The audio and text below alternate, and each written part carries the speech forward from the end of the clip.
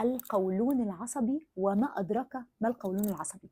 في ناس حياتها متبهدلة بايظة حرفيا بسبب هذا الموضوع. اجازات بياخدوها من الشغل، ايام حلوه وتجمعات حلوه بتروح عليهم، نكد نكد نكد افري وير.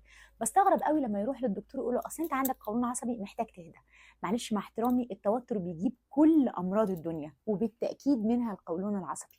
بس القولون العصبي لما ينكد عليك قوي قوي كده، تعرف انه دي طريقه بيقول لك بيها انا مش عارف اتعامل مع الاكل. مش محتاج اقلل الاكل، محتاج تكون ذكي في اختياراتك مع الاكل.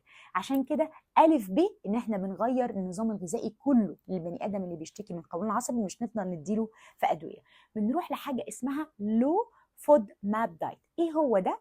لو يعني محتواه قليل من سكريات معينة بعينها، اللي هم الخمسة اللي الحروف دي بتشير ليهم، لأن السكريات اللي موجودة في هذا الأكل بتتخمر، ولما تتخمر والبكتيريا تشتغل عليها تفضل تطلع جازز وتعمل تمدد في القولون اللي حساس جدا القصة دي، فيبدأ يحصل ألم في النهايات العصبية دي.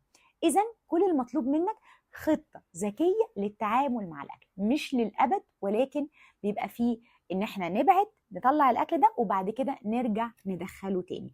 فصديقي مريض القولون العصبي، كده كده انت لازم تهدى عشان القولون العصبي والضغط والسكر وكل حاجة في الدنيا، لكن محتاج تعرف انت محتاج تقلل ايه في الأكل. علق على البوست ده بأي كومنت وانا هبعت لك ملف كامل فيه ايه هي انواع الاكل اللي انت المفروض تاكل منها قليل قوي، وايه اللي تاكل منه معقول، وايه اللي تاكل منه زي ما انت عايز لو انت بتعاني من القولون العصبي. ويلا نتعلم نسمع صوت جسمنا.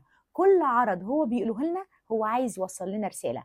هنطنش الرسالة ونسد ودنا ونفضل ناخد أدوية، هنفضل نعاني إلى الأبد. هنسمع الرسالة صح ونحللها صح، هنبقى زي الفل.